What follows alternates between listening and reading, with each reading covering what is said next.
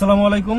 আজকে ইফতারটা সামনে নিয়ে কিছু আমরা তো একদম নিম্নবিত্ত গরিব মানুষ, আমাদের মনের কথা কিছু সাধারণ মুসলিম হিসাবে আমাদের মনের কথা আমরা বড় লোকই আছি যে হয় ইনশাল্লাহ, যে আজকে দেখেন এই যে মিডল ইস্ট বলি আমরা, মধ্যপ্রাচ্য, সেই মিডল ইস্টে অনেকগুলো আরব দেশ যে ইসলামটা আগে প্রসার হয়েছে, এই আরব দেশগুলোতেই আগে প্রসার হয়েছে।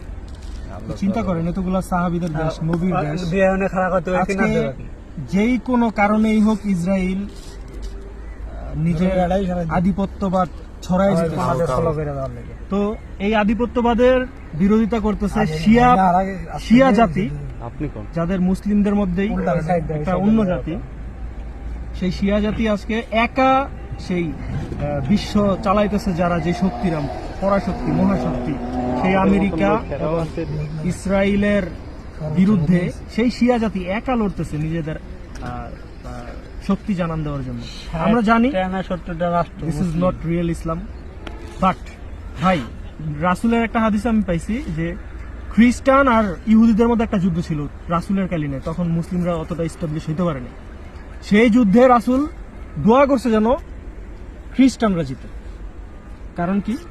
কারণ হচ্ছে অনেক খারাপের চাইতে একটু কম খারাপ ভালো। যে আইসা পুরা সব ধ্বংস করে দিব, তার চাইতে যে আইসা একটু ধ্বংস করবো সে ভালো। ইহুদিদের চেয়ে খ্রিস্টান ভালো। আজকে শিয়া না, দেখ আজকে শিয়া যতই খারাপ হোক তাদের সাথে আমাদের সিমিলারিটি অনেক। তারা এক আল্লাহরে মানে, তারা সবগুলো নবীরে মানে, শুধু সাহাবী নিয়ে দ্বন্দ্ব। ভাই এই জায়গায় এই আরব দেশগুলো দোহাই দেয় কি সমস্যাটা তাদের? ফিলিস্তিনে সব মুসলিম মাইরা ফেলাইতেছে, সৌদি তখন সালমান আইসা বলে আমাদের অতটা সামর্থ্য নাই যে আমরা তাদের বিরুদ্ধে লড়াই করি।